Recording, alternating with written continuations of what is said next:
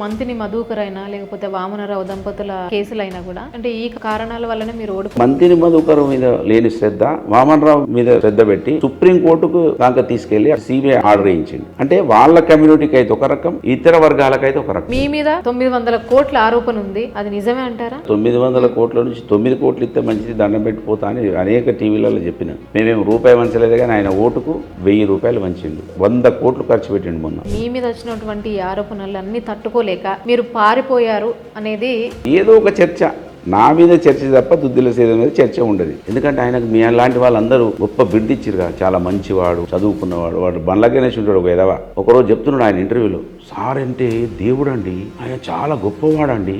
అంటే మీకు శ్రీధర్ బాబు గారికి ఉన్న వివాదం ఏంటి అసలు? దుద్దిల శ్రీధర్ను ఓనమాలు తిట్టిపించింది నేనే లిటరల్గా పట్టుకొచ్చిన ఆయన రాజకీయాలలో.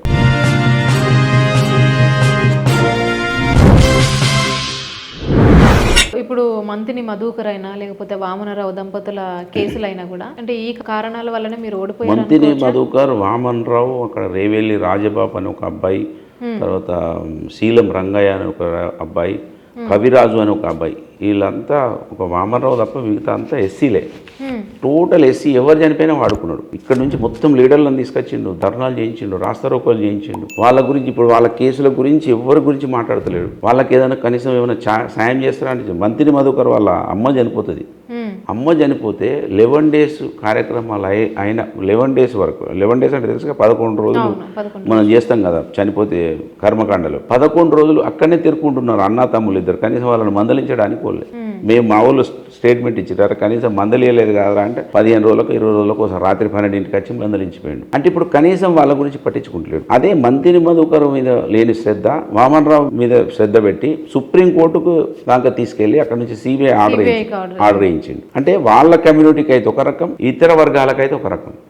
మరి వామనరావు కేసు ఎట్లయితే నువ్వు సిబిఐకి వేయించినవో, మరి మంత్రిని మధుకర్ది కేసు హైకోర్టులో ఉన్నది, బయటికి రావాలి కదా, ఇప్పటి వరకు వస్తలేదు. మొన్న నేను సిబిఐ ఎంక్వైరీ తర్వాత కూడా నేను ప్రెస్కు చెప్పిన, మంత్రిని మధుకర్ కేసు ఎందుకు బయటికి రావద్దు? రీపోస్ట్ మాత్రం సీల్డ్ కవర్లలో 2 డాక్టర్లు వాళ్ళ ఒపీనియన్ హైకోర్టులో వేసారు. హైకోర్టులో ఉన్నటువంటి రిపోర్ట్ బయటికి రావాలి కదా. బయటకు వస్తే ఎవరైతే వాళ్ళ అమ్మ దోషులుగా ఆ రోజు దరఖాస్తులో రాసిందో వాళ్ళ మీద ఎంక్వైరీ జరగాలి కదా. వాళ్ళ అమ్మ మంత్రిని మధుకర్ వాళ్ళ అమ్మ ఎవరి మీద ఆరోపించిందో వాళ్ళు ఇవాళ కూడా కాంగ్రెస్ పార్టీలో ఉన్నారు. ఇవాళ కూడా కాంగ్రెస్ పార్టీలో ఉన్నారు. చనిపోయిన మంత్రిని మధుకర్ వాళ్ళ కుటుంబము ఎవరైతే అనుమానిస్తున్నారో వాళ్ళు కూడా కాంగ్రెస్ పార్టీలో ఉన్నారు. ఇంత గ్రేట్ ఎక్కడ ఉంటుందా? మా దుద్దిల శ్రీధర్ గ్రేట్ అది. అంటే ఆరోపించే వాళ్ళు అక్కనే ఉన్నారు, ఎదుర్కొనే వాళ్ళు అక్కనే ఉన్నారు. ఇద్దరికి లీడర్ ఆయననే. మరి ఇది ఎక్కడైనా జరుగుతుందా? అందుకే ఈ మంత్రినిలో జరిగేటువంటి మిరాకిల్స్ ఈ దేశంలో ఎక్కడ జరగవు. సో అది మీరు అన్నట్టుగా వామనరావు హత్య కేసు ఏదైతే ఉందో సిబిఐకి అప్పగించడంపై మీ అభిప్రాయం ఏంటి? మంచిదే. అంటే సుప్రీంకోర్టులో వాదించేటప్పుడు మా అడ్వకేటు అసలు రీఎంక్వైరీ అవసరం లేదంటే ప్రభుత్వం వాళ్ళు కొన్ని డౌట్స్ పెట్టిర్రు కోర్టు ముందర.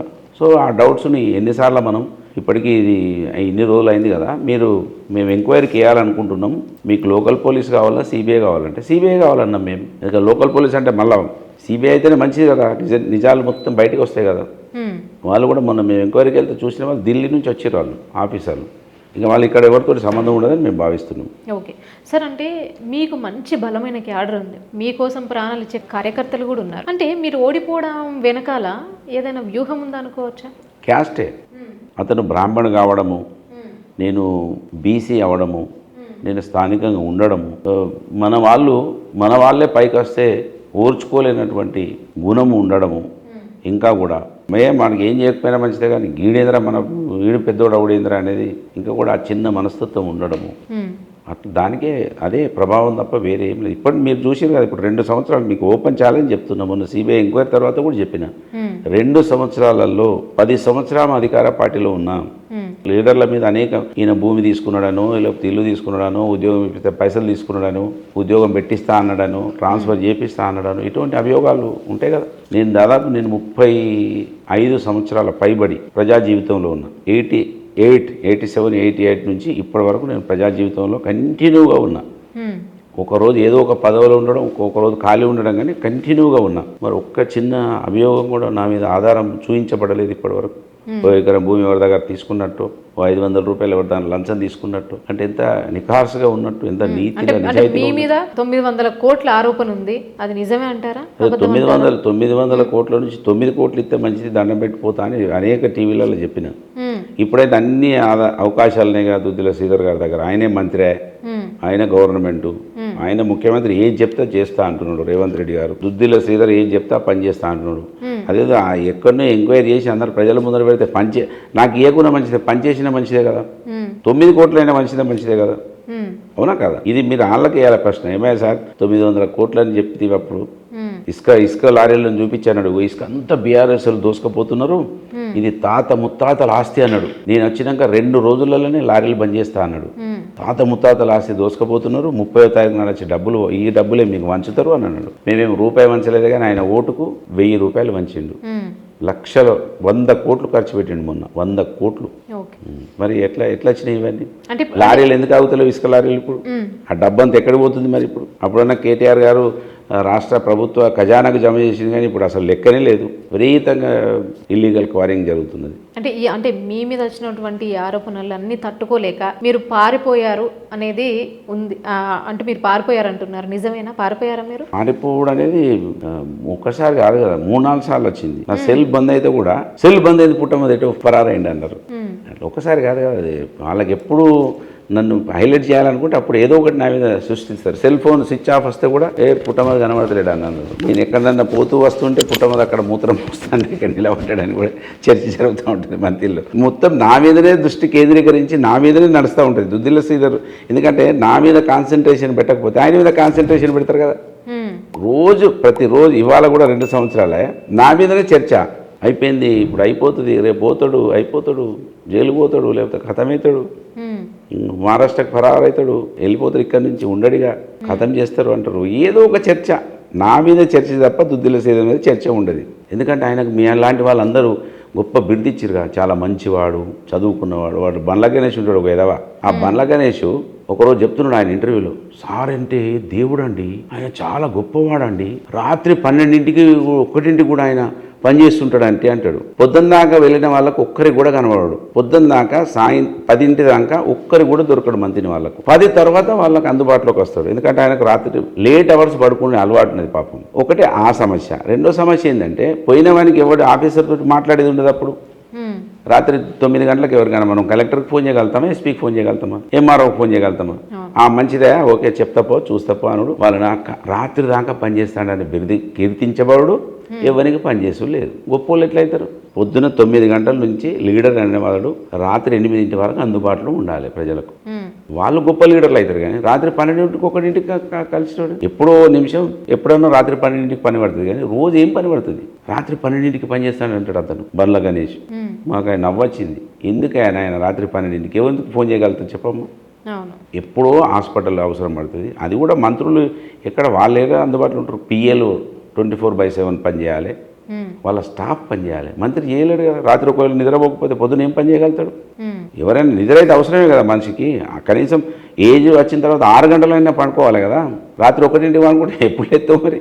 ఇది కూడా ఇట్లా కీర్తిస్తూ ఉంటాను నేను. హైదరాబాద్ కేంద్రంగా చాలా మంచివాడని, చదువుకున్నవాడని, గొప్పవాడని, ఎర్రగా ఉన్నాడని, స్మార్ట్ అని. ఇది తప్ప ఎవరికైనా అన్నం పెట్టింది చెప్పడు వాడు, ఎవరికి ఉద్యోగం పెట్టించింది చెప్పడు. ఇప్పటికి 2 సంవత్సరాలు అయింది మంత్రిలో. ఐటీ మినిస్టర్గా, ఇండస్ట్రీ మినిస్టర్గా ఒక్క ప్రతిపాదన లేదు. ఒక 2 ఉద్యోగాలు పెట్టలేదు. ఒక ఇండస్ట్రీకి ప్రతిపాదన లేదు. ఎవరు అడగరు, టీవీల వాళ్ళు అడగరు, ఎవరు అడగరు. సో ఇట్లా కీర్తించబడుతున్నారు వాళ్ళు. మాలాంటి వాళ్ళం రాక్షసులం, అమ్మ పుట్టమదనగా డేంజరు. మీరు ఒకరికి చెప్పుడు, ఆయన ఇంకొకరు చెప్పుడు, ఇదే చెప్పుడు. నేను మిమ్మల్ని తిట్టింది లేదు, ఏం చేసింది మీరు ఎవరో చెప్పింది మీరు వినడం, మీరు నన్ను అడగడం, నేను ఇంకోని అడగడం, ఇదే క్యారీ అవుతూ ఉన్నది. వాళ్ళనేమో మంచిగా కీర్తించడము, మమ్మల్ని రాక్షసులుగా చూపించడం. ఇదొక అద్భుతం. అందుకే కులాలు ఏ విధంగా ప్రభావితం చేస్తున్నాయి అనేది మంత్రిలో చూడాలి. అయినా కూడా నేను అక్కడ లైవ్లో ఉంటున్నా చూడండి మీరు. మొన్న ఇంత దాడిలో కూడా 100 కోట్ల రూపాయలు ఖర్చు పెట్టినా కూడా నా చుట్టుపక్కల 4 దిక్కుల 50 పైచిలుకుతో ఓడిపోయింది బీఆర్ఎస్ పార్టీ. నేను 30 తోటే ఓడిపోయినా. 72,000 మంది ప్రజలు నాకు ఆశీర్వదించారు. 72,000 మంది. 72 18లో చూసుకొని మీరు 23లో చూసుకొని చెక్కు చెదరలేదు. నేను 2 సార్లు కూడా మీరు ఓడిపోయారు అన్నారు కదా. మా బెల్ట్ అంతా కాంగ్రెస్ నడిచిందమ్మా. గాడుపు గోదావరి బెల్ట్ అంతా ధర్మపురిలో కొప్పులీశ్వర్ గారు 3 నుంచి 400 తోటి గెలిచారు. ఎడ్జ్లో రామగుండం కాంగ్రెస్ ఓడిపోయింది. ఓకే, మంతిని పోయింది, భూపాలపల్లి పోయింది, ఖమ్మం తప్ప. ఆ రోజు మొత్తం బెల్ట్ అంతా పోయింది. అయినా కూడా నేను నిలదొక్కుంటున్నా ఒక బీసీ బిడ్డగా. మంతిని హిస్టరీలో ఒక మొట్టమొదటి బీసీగా ఎదిగినటువంటి వ్యక్తిని. అక్కడ రెడ్డి వర్సెస్ బ్రాహ్మణ్, ఒకసారి వెల్మ పోటీ చేశారు అనుకుంటా అట్లా. కానీ ఎప్పుడు కూడా బీసీలు ఈ స్థాయిలో నిలబడ్డ వాళ్ళు ఎప్పుడు లేరు. ఇప్పుడు 20 ఇయర్స్ అయింది, నేను 4 సార్లు పోటీ చేసిన, 3 సార్లు ఓడిపోయినా, ఒకసారి గెలిచిన. ఇప్పుడు కూడా నా వెంబడి క్యాడర్ ఉన్నారు, నా వెంబడి ప్రజలు ఉన్నారు, నాతో పాటు నడుస్తూ ఉన్నారు. అంటే ఇది ఈ గ్రేట్ ఎవరు చెప్పరు. అసలు 4 సార్లు పోటీ చేసి అక్కడ నిలబడ్డ వ్యక్తి ఇన్ని అభియోగాలు, ఇన్ని ఆరోపణలు ఉండి కూడా ప్రజలతో ప్రేమించబడుతున్నాడు అనేది ఎవరు చెప్పరు. మాదేమైనా రాక్షసుడు, 900 కోట్లు, వామన్ రావు, ఇది అది ఇవే అడుగుతూ ఉంటారు. అరే అద్భుతం, ఒక బీసీగా మీరు ఇంత నిలదొక్కుంటా ఉన్నారని. ఇప్పుడు మీరు యాంకర్గా మీరు కూడా, మౌనిక కూడా నాకు ఆ ప్రశ్న వేయలేదు, ఎట్లా వేస్తున్నారు సార్ అని అన్నారా? మీరు అనలేదు, అనరు. ఎందుకంటే క్యాస్ట్ ప్రాబ్లం అది. మా గుండాయిజం, రౌడీయిజంనే ఎక్కువ ఎక్స్పోజ్ చేయాలి. మా సేవలు, మా అభివృద్ధి. మంత్రి నియోజకవర్గంలో 10 సంవత్సరాలలో పివి నరసింహరావు మొదలుపెట్టినట్టు రింగ్ రోడ్డును కంప్లీట్ చేసి, మొన్న వర్షాలు వచ్చినాయి కదా, ఇప్పుడు 2022-23కు బిఫోర్ వచ్చినాయి, ఎలక్షన్ల కన్నా ముందు 22లో ఏమి వచ్చినట్టున్నాయి, బాగా ఫ్లడ్స్ వచ్చినాయి, విపరీతమైన వర్షాలు వచ్చినాయి చూడండి. అప్పుడు నియోజకవర్గంలో ఒక్క విలేజ్ కూడా రోడ్డు కట్ అయి, కనెక్టివిటీ కట్ అయి ఆగిపోయినటువంటి విలేజ్ లేకుండా చూసిన. ఏ విలేజ్ కూడా కనెక్టివిటీ లేని విలేజ్ అంటూ లేకుండా చేసినాం. కేసీఆర్ గారి నాయకత్వంలో 10 సంవత్సరాలలో ప్రతి గ్రామానికి కనెక్టివిటీ, ఒక్కొక్క గ్రామానికి 2-3 రకాలుగా పోయే అవకాశాలు కలిగించినాం, బ్రిడ్జిలు కట్టినాం, అద్భుతాలు సృష్టించినాం. ఇది ఎవ్వరు ప్రశ్నించరు. ఏమైనా వామన్ రావు ఏమైంది, మంత్రి మధుకర్ ఏమైంది, 900 కోట్లు ఏమైంది? అరే ఆయన మంచోడు కదా, ఆయన ఎందుకంటావు? మంచి దేంట్లో, మంచి దేనికోసం, ఆ మంచి ఉపయోగపడ్డది ఏంటి? ఇప్పుడు దుద్దిల్ల శ్రీధర్ గారి మంచితనము మంత్రి నియోజకవర్గ ప్రజలకు ఉపయోగపడ్డదేంటి? నా యొక్క చెడో, లేకపోతే నా రాక్షసత్వమో, నా రౌడీయిజమో, అక్కడ ప్రజలకు జరిగిన అన్యాయం ఏంటిది? ఏదో 10 ఎకరాలు కబ్జా పెట్టాలి నేను, అవునా కదా? లేకపోతే ఒక రోడ్డు వేయకుండానే రోడ్డు బిల్ తీసుకోవాలి, చెరువు వేయకుండానే చెరువు బిల్ తీసుకోవాలి. ఇటువంటి ఏమైనా జరిగినాయా? ఎవరు ఎంక్వైరీ చేయరు. మేము ఇది అభియోగం ఉన్నది, ఆ అభియోగాలను ఇప్పటికి కూడా నివృత్తి చేయరు కదా ఎవరు. ఇదే క్యాస్ట్ ప్రాబ్లం. వాళ్ళు ఈ దేశంలో కీర్తించబడము అంటే కేవలం దీని వల్లనే మీరు ఓడిపోయారు అనుకో. అంతే అంతే అంతే, వేరే ఏముంది మరి? ఇప్పుడు మీరు కూడా వెళ్ళి మంత్రిలో ఎంక్వైరీ చేయాలి కదా. ఒక 10 ఎకరాలు కబ్జా చేసిండు ఆ మధు, లేకపోతే ఏదైనా ఒక రోడ్డు వర్క్ చేయకుండా బిల్ తీసుకున్నాడు ఆ మధు, ఏం చేసిండు అసలు? మధుది సేవ కనబడుతుంది, అభివృద్ధి కనబడుతుంది. మీరు ఆశ్చర్యపోతారు. ఒక మామూలు మధ్యతరగతి కుటుంబంలో పుట్టిన బిడ్డగా, తల్లి తండ్రులను చిన్నప్పుడే చూడనటువంటి బిడ్డగా, తల్లి తండ్రులకు రాజకీయ అటువంటి ఏ నేపథ్యం లేనటువంటి బిడ్డగా, 150 కిలోమీటర్ల విస్తీర్ణం ఉంటుంది మంత్రి నియోజకవర్గం. 140 గొల్లపల్లి కాడ మొదలైతే ముకునూరు కాడ ఎండ్ అవుతుంది, అంటే తుపాకులగూడెం దగ్గర ఎండ్ అవుతుంది నియోజకవర్గం. ఇక్కడ వరకు 4 సంవత్సరాల 3 నెలల్లో నేను సేవ చేయని ఊరు లేదు, ప్రభుత్వ పరంగా పనిచేయనటువంటి ఊరు లేదు. సేవా కార్యక్రమాలు ఉంది, ప్రభుత్వ పరంగా పనిచేసినటువంటివి ఉన్నాయి. ఇంత రీచ్ అయినా నేను 10 సంవత్సరాలు అయితే అద్భుతాలు సృష్టించినాం. అసలు రోడ్డు లేని విలేజ్ లేకుండా చేసినాం. మరి ఇన్ని అద్భుతాలు చేసినటువంటి మధు గారు క్యాస్ట్ ఎందుకు 2 సార్లు ఓడిపోవాలి? కేవలం క్యాస్ట్ వల్ల, ఓన్లీ క్యాస్ట్. అసలు ఏం తెలియకుండానే అంటే ఎందుకు జనాలు గుర్తించలేకపోయారు మిమ్మల్ని? మనం ప్రజాస్వామ్యం అర్థం కాకపోవడం, ఓటు విలువ తెలియకపోవడము, భారత రాజ్యాంగం గొప్పగా బాబాసాహెబ్ అంబేద్కర్ మన కోసం రాసిండనేది అర్థం అవ్వకపోవడము. అక్కడ రాజ్యాంగం అంటేనే దుద్దిల్ల వారి కుటుంబం రాసిన రాజ్యాంగం. వాళ్ళు ఏది చెప్తే అది నమ్ముతారు. మన భారతదేశంలో ఉన్నది విషయం ఏంటంటే అమ్మ, బ్రాహ్మణులు అనగానే వాళ్ళని మనం చేతులు తీసి దండం పెడతా ఉంటాం. ఎందుకంటే ఆ దేవునికి మనల్ని దగ్గరికి తీసుకుపోయే వాళ్ళే బ్రాహ్మణులు. ఇది ఈ దేశంలో ఉన్నటువంటి మేజర్ ప్రజల అభిప్రాయం. సో దానిలో బీసీలు ఎక్కువగా ఇప్పుడు ఇంకా దేవునికి అడిక్ట్ అయిపోయినారు బీసీలు. సో ఆ బీసీలు ఎక్కువ ఉన్న నియోజకవర్గం నాదే. ఎంతైనా కూడా పంతులు రోజు ఉండడు కదా, అక్కడ కనబడడు కదా. పంతులు అక్కడ చదువుకోలేదు, అక్కడ పెరగలేదు, అమ్మమ్మోళ్ళు లేరు, నాయనమ్మోళ్ళు లేరు, అత్తగారులు లేరు. ఇప్పుడు మీకు చుట్టమో బంధువో ఉంటే ఏదైనా మంచి చేస్తే చెడు అయితే మనకే తాకుతుంది కదా. ఆడ నా బలగవంతా అక్కడనే ఉంది, నా అత్తగారు అక్కడనే, అవ్వగారు అక్కడనే, అక్కలక్కడనే, అన్న వాళ్ళు ఏదైనా చిన్న పల్లెత్తి మాట అన్నారు అనుకో, వీడు మదిగాని చూసుకొని ఆవుతలేడు, వీడు చూసిన వారా, ఇది అంతటి కారణం పుట్టమదే అని అంటాడు. సో అన్నీ నాకే ఆపాదిస్తారు. చిన్న వాళ్ళకు తొందరగా యాడ్ అవుతాయి, చెడు మంచి యాడ్ కావు. సో ఇవన్నీ ఫ్యాక్టర్స్ ఉన్నాయి. అందుకే క్యాస్టే అంటున్నా నేను. క్యాస్ట్ తప్ప వేరే లేదు. అక్కడ సంబంధం లేకుండా ఉన్నాం వాళ్ళు. క్యాస్ట్ ఒకటి, అక్కడ సంబంధం లేదు వాళ్ళకు, ఎక్కడ బాండింగ్ లేదు. ఇప్పుడు ఎవరికైనా చిన్నగా ఏమైనా అయితే భరించలేను నేను దిక్కు నా భార్య దిక్కు కురుకుతూ ఉంటాం. ఆయనకి ఆ బాండింగ్ లేదుగా. ఉంటే వాడు ఓటుకు పని చేస్తాడు, సత్తే అని వాడుకుందాం వల్ల అంతే.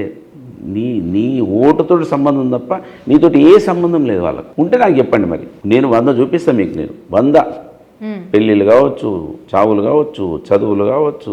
హైదరాబాదులో నేను ఎమ్మెల్యే ఉన్నప్పుడు నా ఇల్లు నా నియోజకవర్గ ప్రజల కోసమే ఉన్నది. 4 అంబులెన్సులు పెట్టిన నేను. అంబులెన్సులు తీసుకురావాలి, ట్రీట్మెంట్ చేయాలి, తీసుకెళ్ళాలి. ఈ ప్రజల ముందట ఉన్నాయి ఇవి. నీళ్ళ ట్యాంకర్లు కావచ్చు. నా భార్య 24/7 ప్రజలతోటే ఉన్నది. ఒక్కరోజు హైదరాబాద్కి వచ్చి ఎమ్మెల్యేలో ఆమె ఇక్కడ ఉండి ఎంజాయ్ చేసింది లేదు. సో ఈ విధంగా సేవ చేసినాం. దానికి కారణం ఏంటి అంటే వాళ్లకు మంత్రిని ప్రజలతోటి ఏమాత్రం సంబంధం లేకపోవడము, మంత్రిని ప్రజలు వాళ్ళు ఎన్నడూ కూడా గొప్పగా చూడాలని వాళ్ళు భావించకపోవడం. గొప్పగా చూడాలంటే ఎవడన్నా తప్పు చేసిన అనుకో మంత్రిలో తొందరగా తిట్టేసి నేను హెచ్ఎల్ బేకు మా కార్యకర్తల మీదనే కేసులు పెట్టించిన నేను ఎమ్మెల్యే ఉన్నప్పుడు, ప్రభుత్వం ఉన్నప్పుడు చిన్న చిన్న తప్పులు చేస్తే అట్లా చేసినాం మనం. ఆ బాండింగ్ ఉంటుంది కదా మనకు. సో ఇవే కారణం, అంతకు మించి ఏం లేదంటారు. 100% ఏం లేదు. మీరు చూపించండి. ఇప్పుడు మళ్ళీ ఒక ఇంటర్వ్యూ పిలవండి నన్ను, ఏదైనా 1-2 ఆధారం ఏదైనా దొరికితే మీ వాళ్ళని పంపించండి. పుట్టమది బాగా నీతులు చెప్పిండు కదా, ఏమైనా ఉన్నాయిరా మంత్రిలో ఏం ఎంక్వైరీ చేయండి, మళ్ళీ పిలవండి. మీ టీవీకి మంచి పేరు వస్తుంది. లేదా గొప్పగా నా గురించి చెప్పండి. ఎప్పుడన్నా దుద్దిలో శ్రీధరో వాళ్ళ మనిషిలో గడగొడితే అవునయా మరి ఏదన్నా ఆధారమై చూపించాలి కదా అని అడగండి. ఆయన శ్రీధర్ అంటే అడగలేదు, ఎందుకంటే నేను ఆయన పేరేదియా అసలు ఆయన లెక్కకే తీసుకొని అంటాడు ఆయన. ఎందుకంటే ఆయన భారత రాజ్యాంగం ఆయనకు వర్తించేది కదా. ఆయనకు దుద్దిలో రాజ్యాంగం ఉంటుంది సపరేట్. అవమానపరచుడు మనిషిని నేను లైట్ తీసుకుంటా. ఎందుకు లైట్ తీసుకోవాలి? ప్రజాస్వామ్యబద్ధంగా రాజ్యాంగబద్ధంగా నేను గెలిచిన. ఓ మాజీ ఎమ్మెల్యే చెప్పిండంటే ఆ మాజీ ఎమ్మెల్యేకు జవాబు ఇవ్వాలి కదా. ఇవాడు వేరే వాళ్ళతో చిన్నోళ్ళతో చెప్పి తిట్టిపిస్తూ ఉంటాడు, నన్ను స్టూడియోలో పెట్టి తిట్టిపిస్తూ ఉంటాడు, ఈ విధంగా చేస్తాడు. ఇది టీవీలోనే ఆయన పేరు ఎందుకు తీయద్దని అడగరు మీరు. ఎందుకు తీయదు సార్? తీయాలి కదా, ఒక మాజీ ఎమ్మెల్యే కదా, ఆయన ఏదైనా ప్రశ్నిస్తే జవాబు చెప్పాలి కదా, అనాలి కదా. అడగరు. నేను ఆయన పేరే తీయనే, అది గొప్పనా? పేరు తీయ అంటే గొప్ప కాదు కదా, చెప్పాలి కదా పేరు. నేనేదో వల్గర్గా మాట్లాడితే చెప్పుకొని అయ్యా ఎమ్మెల్యే గారు ఏం సంగతికి ఈ బ్రిడ్జి పని ఏమైందని అడుగుతా. ఆ బ్రిడ్జి ఇవ్వాలి కాకపోతే రేపు చేస్తాం అని చెప్పాలి కదా నువ్వు. లేదా అయ్యా ఎమ్మెల్యే గారు పెన్షన్ ఇస్తా అంటే ఏమైంది అంటే పెన్షన్ ఇస్తా అని చెప్పాలి కదా. అని ఆయన లెక్కకు తీసుకొని అంటాడు. ఎందుకు లెక్కకు తీసుకోవద్దు? మనిషే కదా, ప్రతి మనిషికి ఒక్కటే ఓటు కదా ఈ దేశంలో. వాళ్ళకి 2 ఓట్లు ఉన్నాయి. ఇది ఉంటే 2 ఓట్లు. మాజీ ఎమ్మెల్యేలు గౌరవించకపోతే ప్రజాస్వామ్యాన్ని అగౌరవపరిచినట్టే కదా. సరే, అడ్లూరి గారికి మంత్రి పదవి ఇవ్వడం వెనుక శ్రీధర్ బాబు గారి వ్యూహం ఉంది, హస్తం ఉంది అనుకోవచ్చా? కాకపోతే ఆయనకు క్యాస్ట్ కలిసి వచ్చిందని నేను భావిస్తాను. మాదిగ సామాజిక వర్గానికి ఇవ్వాలని కాంగ్రెస్ పార్టీ అక్కడ వివేక్ ఇవ్వాలని నిర్ణయించారు కనుక వివేక్ ఇస్తున్నప్పుడు మాలలు ఎక్కువ అవుతున్నారు, మాదిగ సామాజిక వర్గాన్ని లేరు కనుక అలా లక్ష్మణ్ కుమార్కు అదృష్టము. తర్వాత దుద్దిల శ్రీధర్ది కూడా 100% ఆయనది పాత్ర ఉంటుంది. ఎందుకంటే కవంపల్లి సత్యనారాయణ ఆయన డైరెక్టర్ రేవంత్ రెడ్డి గారి మనిషి. ఈయన ఎప్పటి నుంచో ఉంటున్నాడు, ఆయన ఎంబడే ఉంటాడు, ఆయన ఏది చెప్తే చేస్తాడు, ఏది మాట్లాడమంటే అది మాట్లాడతాడు అని ఈయన పెట్టిండని నేను అనుకుంటాను. సరే, ఇప్పుడు ప్రస్తుతం జరుగుతున్నటువంటి నక్సలైట్లపై మీ అభిప్రాయం ఏంటి? అంటే నక్సలైట్ ఇదివరకు కూడా ఒక టీవీ ఇంటర్వ్యూలో చెప్పిన, నక్సలైట్లు ఇప్పుడు మనకు తుపాకులు పట్టుకొని అడవులలో తిరగాల్సిన అవసరం లేదు. ఇప్పుడు మనకు గొప్పగా భారత రాజ్యాంగము, బాబాసాహెబ్ అంబేద్కర్ గారు మన కోసం రాసిన రాజ్యాంగం ఇంకా మన వాళ్ళకు తెలుస్తలేదు. మన అధికారాలు ఏంటి, మన హక్కులు ఏంటివి, మనం ఏ విధంగా ముందుకెళ్ళాలనేది తెలుసలేదు. దాన్ని పట్టుకొని ముందుకెళ్తే బాగుంటుంది. కానీ అందుకే నేను అనుకుంటా మహారాష్ట్ర గవర్నమెంట్, ఛత్తీస్గఢ్ ఇద్దరు కూడా వాళ్ళు లొంగిపోయిన తర్వాత వాళ్ళకి రాజ్యాంగం బుక్కులు ఇచ్చారు. ఆ రాజ్యాంగాన్ని నువ్వు అర్థం చేయించాలి ఈ సమాజానికి. అది ఇంపార్టెంట్. ఇప్పుడు తుపాకీ గొట్టం కన్నా గొప్ప ఆయుధం రాజ్యాంగం, మన హక్కులు. సో ఇది బెటర్. ఎక్కువ నువ్వు దాక్కొని, ఎక్కువ నువ్వు లోపలుండి ఆ తుపాకులు పట్టుకొని తిరిగి అది అయ్యేది లేదు, పోయేది లేదు. ప్రభుత్వాల మీద నువ్వేం కొట్లాడుతావు? అంటే ఇప్పుడు ఈ నక్సలైట్ల పైన దాడి వెనుక బీజేపీ వాళ్ళు చెప్పే కొట్టేస్తారు కదా. వాళ్ళ అంతానికి ఏముంది, మేము 2026 వరకు క్లోజ్ చేస్తామని చెప్పారు. వాళ్ళే చేస్తారు కదా, వాళ్ళు చెప్పి చేస్తారు. అది ఒప్పుకోవచ్చు వాళ్ళను. మేము ఖచ్చితంగా ఇక్కడ అంతమొందిస్తాం నక్సలిజాన్ని, 26 వరకు క్లీన్ చేస్తామని చెప్పారు వాళ్ళు. ఇక దాని చర్చ అవసరం లేదు. మనం అంటే లొంగిపోతాము అని చెప్పిన తర్వాత కూడా లొంగిపోతామని చర్చలు అని అన్నారు. ఇప్పుడు చర్చలు చేసే అటువంటి పరిస్థితుల్లో లేరు ప్రభుత్వాలు. ఎందుకంటే అప్పర్ హ్యాండ్ అయిపోయింది. ఒకప్పుడు ప్రభుత్వాలతో సమానంగా ఉండేది వీళ్ళ నక్సలిజం. వాళ్ళకు కూడా అంత ఎక్విప్మెంట్స్ ఉండేటి, వాళ్ళ దగ్గర అంత సైన్యం ఉండేది. ఇప్పుడు అంత సైన్యం లేదని ఇది గమనించింది ప్రభుత్వం. 600-700 కిలోమీటర్ల లోపల పోయి బ్లాస్ట్ చేసి వస్తుంది. పాకిస్తాన్లో మనం మొన్న చూసినాం కదా, సింధూర్లో చూసినాం కదా. సో ఈ చిన్న ప్రాంతంలో నక్సలిజం వాళ్ళు అందుకే చర్చల అవసరం మీరు లొంగిపోరేని వాళ్ళు అంటున్నారు, చర్చలు చేసి లొంగిపోతామని వీళ్ళు అంటున్నారు. కానీ ప్రభుత్వం అవకాశం ఇచ్చి చంపకుంటుంటే బాగుండు, డిబేట్ అవసరం లేదు. ఎట్లనే చెప్పి తీసేస్తామని అన్నారు. చంపడం తప్ప ఏముంటుంది? ఎట్లా పట్టుకోగలుగుతారు వాళ్ళని? పట్టుకోలేరు కదా. సరే, ఇప్పుడు నేను అడిగే క్వశ్చన్ మీకు ఇష్టం లేకపోయినా కూడా నాకు సమాధానం, అంటే మాకు సమాధానం చెప్పాలి, అంటే మీ ఇష్టం అది. అంటే మీకు శ్రీధర్ బాబు గారికి ఉన్న వివాదం ఏంటి అసలు? ఏం లేదు అసలు. అది చాలామందికి అర్థం కానిది ఏంటంటే, వాళ్ళ నాయన చనిపోయిన తర్వాత వాళ్ళని ప్రత్యక్షంగా రాజకీయాలలోకి తీసుకొచ్చిన నేను. తీసుకొచ్చినప్పుడు మా ఇద్దరికి ఒకటే అగ్రిమెంట్, నువ్వు నాకు మోసం చేయదు, నేను నీకు మోసం చేయదు అనేది అగ్రిమెంట్. షార్ట్ కట్లో చెప్తున్నా. ఆయన రెండోసారి గెలిచిన తర్వాత, మూడోసారి గెలిచిన తర్వాత మనల్ని నెగ్లెక్ట్ చేయడం జరిగింది. అయితే నెగ్లెక్ట్ చేస్తే నేను భరించలేకపోయినా. నువ్వు వేరే నన్ను అణిచివేసే ప్రయత్నం చేయొద్దు, మంచిది కాదు అని చెప్తే చెయ్యాలని అన్నాడు. కానీ ఆయన ఏది కూడా ముందటి నుంచి చేయడు, వెనుక నుంచి చేస్తూ ఉంటాడు. ఇది చాలా మందికి అర్థం కావు ఇవి. ఇంకోటి, నేను ఆయన రాజకీయాలలోకి తీసుకొచ్చిన అంటే కూడా అందరు నవ్వుకుంటారు కొంతమంది. ఆయనకు ఓనమాలు దిద్దిపించిన నేను. ఆయనకు ఫస్ట్ మంత్రికి వచ్చినప్పుడు 99లో ఆయనకు తెలుగు మాట్లాడరాదు. తెలుగు ఇట్లా మాట్లాడడం కాదు, ఉపన్యాసం ఇవ్వరాదు. ఆయన ఏడుస్తూ ఉండేవాడు. మన నాన్న చనిపోయినప్పుడే కొత్తగా ఏడుస్తూ ఉంటే కూడా మేము చిట్టీలు రాసిచ్చి మాట్లాడిపించి ఆయనను పట్టుకొని మొత్తం తిరిగి ఆయనను ఎక్స్పోజ్ చేసి, అందుకే ఆయన ఇంటర్వ్యూలలో కూడా 2-3 ఉన్నారు నాకు అప్పుడు దగ్గర వాళ్ళు అని చెప్పిండు. కానీ మా పేరు చెప్పలేకపోయాడు పాపం. కేటీఆర్ అంటుండగా ఇప్పుడు అది టెస్ట్ చేసుకుందామని. ఏం టెస్ట్? అది మిషన్ పెట్టుకుని టెస్ట్ చేసుకుంటారు అంటారు చూడు. ఏది రేవంత్ రెడ్డి నువ్వు రా, ఇద్దరం టెస్ట్ చేసుకుందాం అంటారు చూడు. ఏం టెస్ట్ అది? ఆ టెస్ట్ చేస్తే తెలుస్తుంది పుట్టమది పాత్ర ఏముందని. దుద్దిల శ్రీధర్ను ఓనమాలు దిద్దిపించింది నేనే లిటరల్గా పట్టుకొచ్చిన ఆయనను రాజకీయాలలో. సో నన్ను చిన్నగా చూడడమే భరించలేక నేను వెళ్ళొచ్చు కూడా ఎంత గ్రేట్ అంటే అమ్మా. అందుకే నేను గొప్పగా చాలా సంతోషంగా ఒక మామూలు మధ్యతరగతి ఒక బీసీ కులంలో పుట్టినటువంటి బిడ్డగా 2 సంవత్సరాల ముందు నేను వెళ్ళిపోతున్నా, నా తప్ప నీకు ఎవరు లీడరు లేరు, నేనే మండలంలో మెయిన్ లీడర్ని. టైంకు ఇప్పుడు మొన్న ఎలక్షన్లలో నోటిఫికేషన్ వచ్చినాక నన్ను వదిలిపెట్టిపోయారు ఎంపీపీలు వీళ్ళు చాలా మంది. నేను అప్పుడే చెప్పిన, నేను టైంకు మోసం చేసే రకం కాదు.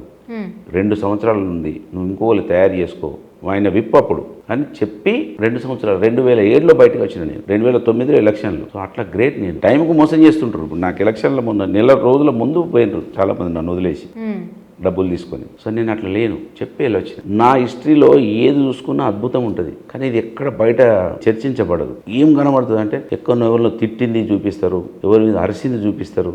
ఇట్లా ఎవడో నా మీద చేసినటువంటి దుష్ప్రచారాలు 900 కోట్ల గురించి చర్చిస్తూ ఉంటారు. మంత్రి మధుకరట, ఆయనను మరమంగాలు కోసేసిరట అని ఎవరో ఒక మార్ఫింగ్ ఫోటో పెడితే దాని మీద చర్చిస్తారు. వామన్ రావు అట, ఈయన కూడా పుట్టమ దస్తం ఉన్నదట అని ఎవడో చెప్తే దాని మీద చర్చిస్తారు. ఇవన్నీ కూడా ప్రాక్టికల్గా నేను చేసినే చెప్తున్నా. దుద్దిల్ల శ్రీధర్కు 2007లో చెప్పి బయటికి వెళ్ళిపోతున్నా, నువ్వు ఇంకోరిని తయారు చేసుకో, నేను ఒక మామూలు మధ్యతరగతి కుటుంబం బీసీ బిడ్డను, మోసం చేయడం నాకు ఇష్టం లేదు అని చెప్పి వెళ్ళొచ్చు. ఈ వాయిస్ మీరు ఎప్పుడైనా అంతరంగికంగా అడగండి, తెలుసుకోండి కావాలండి. నేను చెప్పి వెళ్ళేటప్పుడు ఇప్పుడు కూడా ఉన్నారు కాంగ్రెస్లో, మా దగ్గరికి వచ్చి కూడా వెళ్ళిపోయిన వాళ్ళు ఉన్నారు మళ్ళీ ఇప్పుడు. ఓకే సార్, ఇప్పుడు మీరు అంటే 2 సార్లు ఓడిపోయిన తర్వాత కేసీఆర్ గారిని కలిసారా? కలిసినాక చాలాసార్లు కలిసి. అంటే ఆయన నుంచి వచ్చిన సమాధానం ఏంటి? ఏం లేదు పాపం, ఆయన అయితే ముందే చెప్పిండు, నిన్ను బాగా ఇబ్బంది పెడతారు, కొంచెం కష్టం ఉంటుంది, ఉండు, నీకు మేము అంత ఉన్నామని చెప్పిండు. నేను నా భార్య ఇద్దరం, అంటే నేను ఫస్టే రాజీనామా చేస్తానని అనుకున్నాం మేము. జిల్లా పరిషత్కు మున్సిపాలిటీకి సారే వద్దు చేస్తే క్యాడర్ ఇంకా భయపడతారు, వీక్ అవుతారు, ఏదైనా పోరాటం చేయాలి, నాకు తెలుసు నీ మీద దాడులు జరుగుతాయని అని గొప్పగా చెప్పిండు కేసీఆర్ గారు. నా భార్య ఏమో అవిశ్వాసం పెట్టి తీసేసారు, నేనేమో ఆపుకున్నా లాస్ట్కి బతిలాడుకొని, దయరా 4 రోజులు ఉండని. నెక్స్ట్ ఏంటి సార్ మరి? నెక్స్ట్ ఏంటి లేదు, నేను ఎప్పుడు కూడా ఎమ్మెల్యే కావాలని ప్రజా జీవితంలోకి వచ్చినవని కాదు, ప్రజలకు ఏదైతే అందాలని అనుకుంటానో అవి అందించడమే నా లక్ష్యము.